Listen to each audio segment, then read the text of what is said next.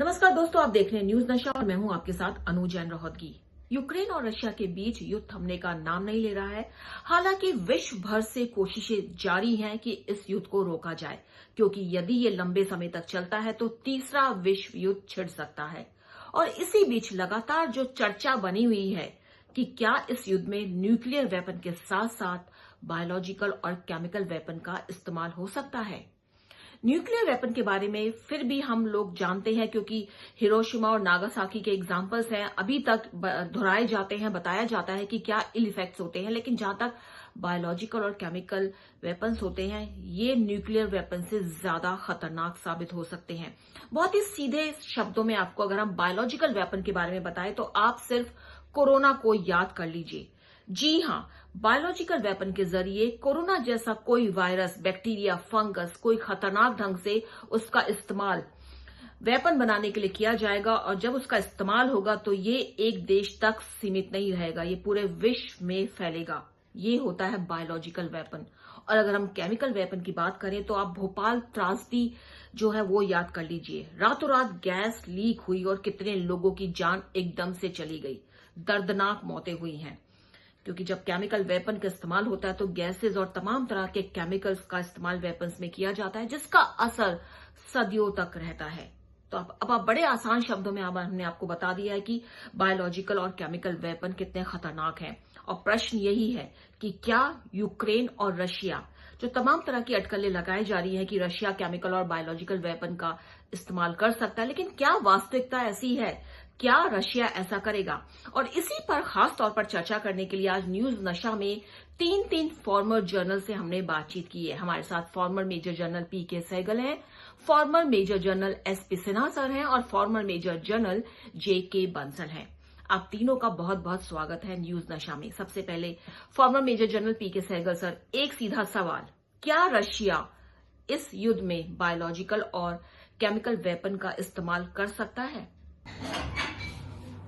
Nuclear, biological और chemical weapon जो है ये इंटरनेशनली बैंड कैटेगरी में है। मुझे नहीं लगता किसी भी हालत में पुतिन जो है इनमें से किसी का इस्तेमाल करेंगे।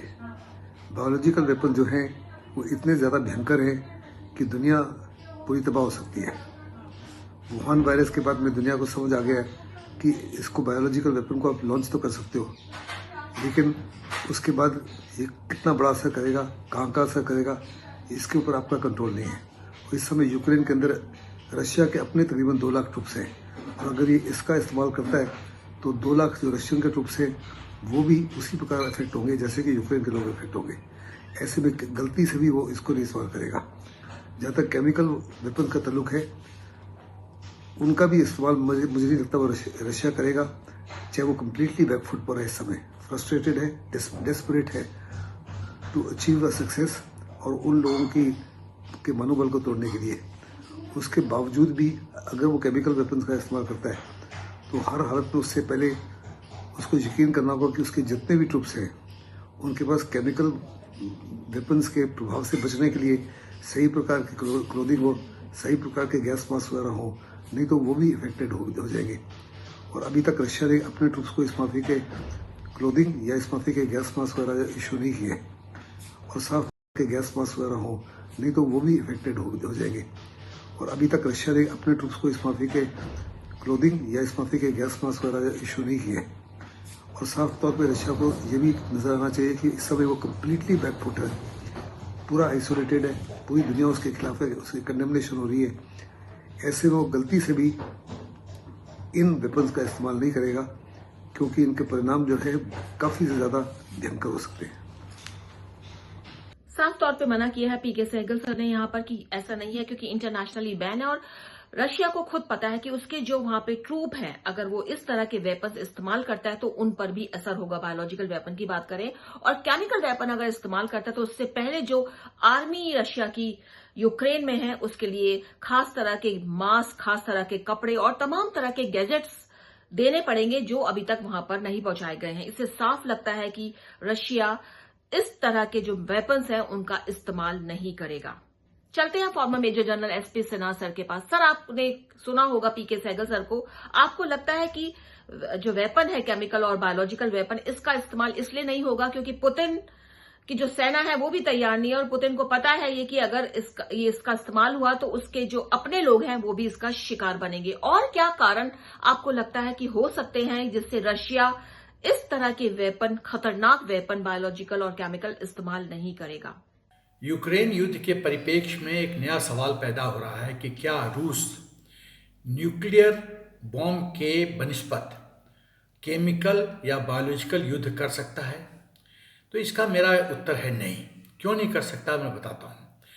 पहली बात है कि चाहे न्यूक्लियर बॉम्ब्स हो या केमिकल और बायोलॉजिकल युद्ध हो, वो वही देश करता है जो देखता है कि वो पूरी तरह से डूब रहा है, असहाय है, उसके पास और कोई विकल्प नहीं है, और लास्ट रिसॉर्ट में वो ऐसे वेपन इस्तेमाल करता है।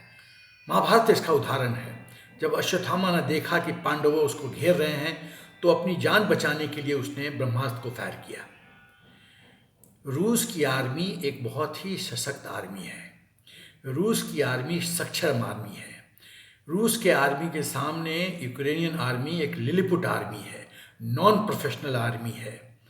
आप देखिए, इसीलिए तो बार बार मिस्टर जेलेंस्की कह रहे हैं कि अमेरिका से सपोर्ट चाहिए, नाटो के सपोर्ट चाहिए, मिलिट्री इक्विपमेंट चाहिए, और नाटो ने धोखा दिया, अमेरिका ने धोखा दिया। तो सवाल यह है कि यदि इतना सक्षम होता तो इतना तड़पड़ाने की क्या जरूरत थी? वो तो चुनौती देता।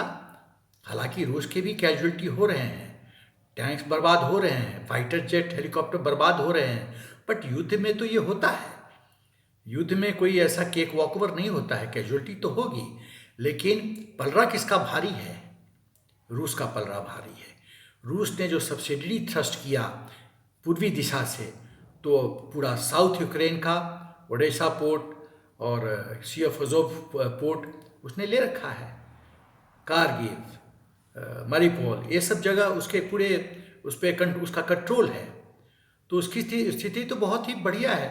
वो जो चाहता था कि ईस्टर्न साइड के दो प्रमुख जगह जिसको उसने इंडिपेंडेंट घोषित किया है वो सुरक्षित हो जाए, तो सुरक्षित हैं। अब खाली बात है कीव की। तो कीव में वो वेट एंड वॉच पॉलिसी खेलेगा, उसको कोई जल्दी नहीं है। वो मिस्टर जेलेंस्की को टायर आउट करेगा, थका देगा और तब थका के शिकार करेगा। तो इसलिए मुझे नहीं लगता है कि केमिकल और बायोलॉजिकल वॉरफेयर होगा। बहुत ही अच्छा एग्जाम्पल देखिए यहाँ पर सर ने समझाया कि महाभारत में जब पांडवों से पूरी तरह से गिर गया अश्वत्थामा, तब उसने ब्रह्मास्त्र का इस्तेमाल किया। और यहाँ पे पुतिन की स्थिति ऐसी बिल्कुल भी नहीं है, अभी भी बहुत ज्यादा ताकतवर है। बहुत ही सोची समझी चाल के तहत वो यूक्रेन पर आक्रमण कर रहे हैं। एक उनका कहना है सर का कि थकाना चाहते हैं, और सारी जो पासे हैं वो रूस के पलड़े की तरफ ही आ रहे हैं। जिन क्षेत्रों पे वो कब्जा करना चाहता था उसने वहां पर कब्जा कर लिया, और जो जो रणनीति उसने बनाई है उसमें वो सफल हो रहा है। और ऐसे में उसको कोई जरूरत नहीं है कि वो केमिकल वेपन्स या बायोलॉजिकल वेपन्स का इस्तेमाल करे, जो बैन भी है और जिसका इस्तेमाल उसके खुद के लिए भी खतरनाक साबित हो सकता है, उसके अपने लोगों के लिए भी, अपनी सेना के लिए भी।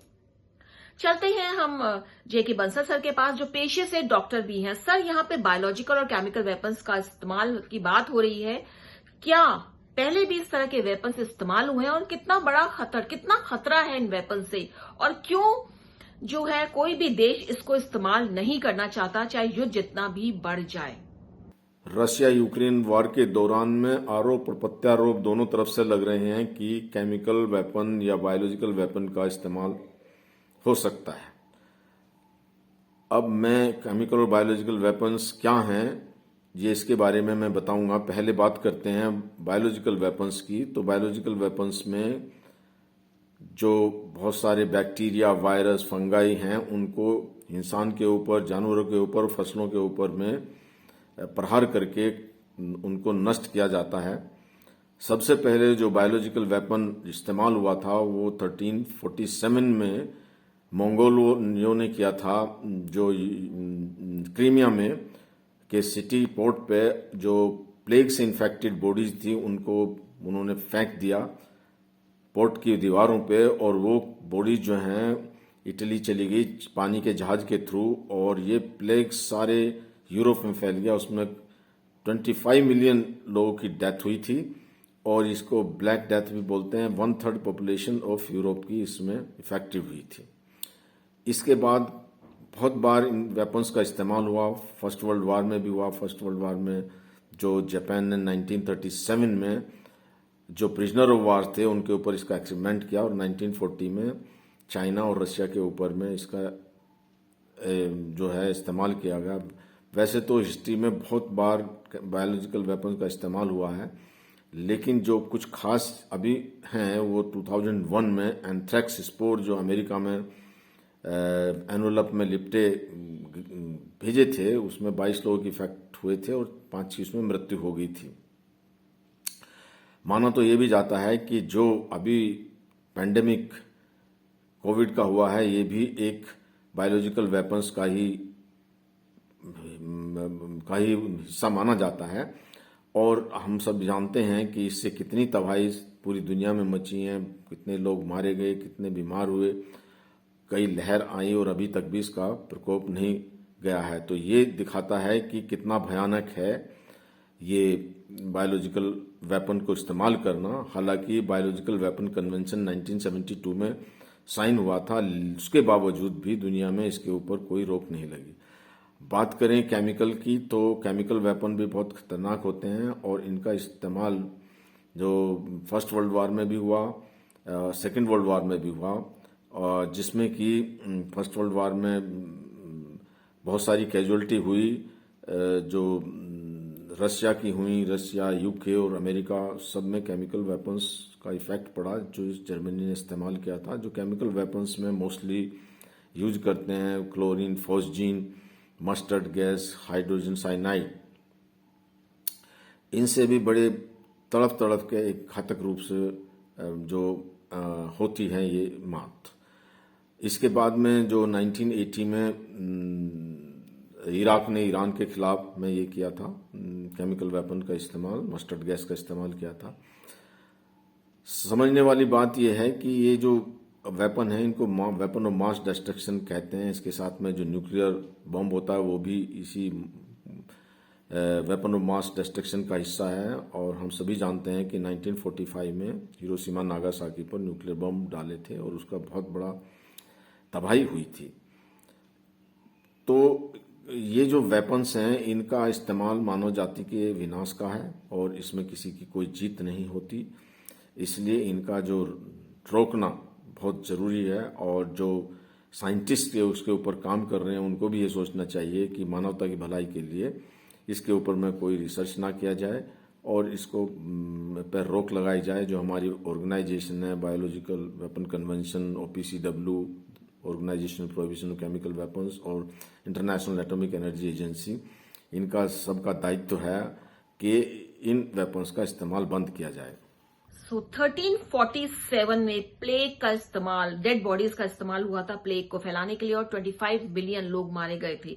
ब्लैक डेथ कहा जाता है। और हाल ही में जो एग्जांपल दिया सर ने 2001 में, सबने सुना होगा अमेरिका में जो एंथ्रेक्स से वायरस से लिपटे जो एनवेलप मिले थे और काफी लोग इसका शिकार भी बने थे। तो बायोलॉजिकल वेपन का इस्तेमाल होता रहा है और केमिकल वेपन्स का भी इस्तेमाल हो रहा है, जैसा कि सर ने बताया इराक ने इस्तेमाल किया था। और तरह से भी छोटे छोटे इस्तेमाल होते हैं जो इतनी चर्चा में नहीं आते हैं, लेकिन फर्स्ट वर्ल्ड वॉर और सेकेंड वर्ल्ड वॉर में कहीं ना कहीं इनका इस्तेमाल हुआ है। और सर ने बताया कितनी तबाही होती है इनसे। और सब घूम फिर के जो एक सबसे बड़ा एग्जाम्पल है इस समय हम कोरोना का ही ले सकते हैं, क्योंकि एक जो लगातार एक विश्व भर में है कि जानबूझकर इसको लीक किया गया और ये बायोलॉजिकल वेपन बनाने के चक्कर में था चाइना, और बहुत ही शक्तिशाली वायरस उसने बना दिया जो लीक हो गया कहीं से और पूरे विश्व में तबाही मचा दी। तो बायोलॉजिकल वेपन ऐसे होते हैं। और केमिकल वेपन के बारे में हमने आपको बता ही दिया। भोपाल गैस कांड याद कर लीजिए। दोनों ही वेपन्स बहुत ज्यादा भयंकर हैं। उसके अलावा न्यूक्लियर बॉम्ब अगर इस्तेमाल होता है इस युद्ध में तो उसकी त्रासदी हम सब सुन चुके हैं। बहुत जो पुराने लोग हैं उन्होंने देखे भी होंगे शायद ये नागासाकी और हिरोशिमा में जो हुआ है उसके बारे में हमने तो बहुत सुना है कि कितने ज्यादा। और सबसे बड़ी बात है दोस्तों कि जब इस तरह के परमाणु हथियार और बायोलॉजिकल और मास डिस्ट्रक्शन वेपन्स जिनको कहा जाता है अगर ये इस्तेमाल होते हैं तो कई सदियों तक इसका असर रहता है। ये सबसे ज्यादा खतरनाक है। ये नहीं कि आज इस्तेमाल हुआ तो आज ही सब खत्म हो गया है और डेथ हो गई, कैजुअलिटी हो गई। पीढ़ी दर पीढ़ी इसका जो प्रकोप है वो देखा जाता है और वो हम देख भी रहे हैं, हमने सुना भी है। न्यूक्लियर वो जब नागासाकी और हिरोशिमा में, अभी तक वहां पे कई ऐसी जगह हैं जो बंजर हैं। बच्चे जो हैं वो, क्योंकि परमाणु जो वो है उसके कारण जो बच्चे हैं वहां पे, उनमें अभी भी इतनी डिस्पैरिटीज है। चिल्ड्रन जो है नॉर्मल पैदा नहीं होते, किसी की आंख नहीं पैदा होती है, किसी की नाक नहीं होते, किसी के पांव गायब होते हैं। रेडिएशन इतनी जबरदस्त अभी भी वहां पर अंदर ही अंदर है। इसी तरह केमिकल और बायोलॉजिकल वेपन है जो सदियों तक चलते रहते हैं।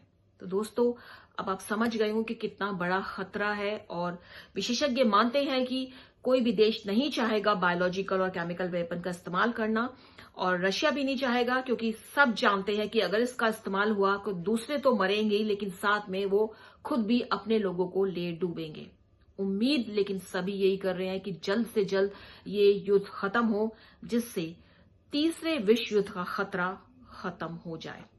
दोस्तों, न्यूज नशा के जरिए कोशिश रहती है कुछ ऐसे मुद्दों पर आपसे बातचीत की जाए जो थोड़े अनटच्ड रह जाते हैं और लोग उसके बारे में जानना चाहते हैं, क्योंकि बायोलॉजिकल और केमिकल वॉर के बारे में बहुत ज्यादा चर्चा हो रही थी। इसलिए आज हमने एक्सपर्ट्स के माध्यम से आपको इसके बारे में समझाया। इसलिए आप बने रहिए न्यूज नशा के साथ, आदत हर खबर की। और आप हमसे जुड़े रहने के लिए सब्सक्राइब करें YouTube पर, फॉलो करें Twitter पर और लाइक करें Facebook पर। और ज्यादा जानकारी के लिए आपको टाइप करना होगा सिर्फ न्यूज नशा।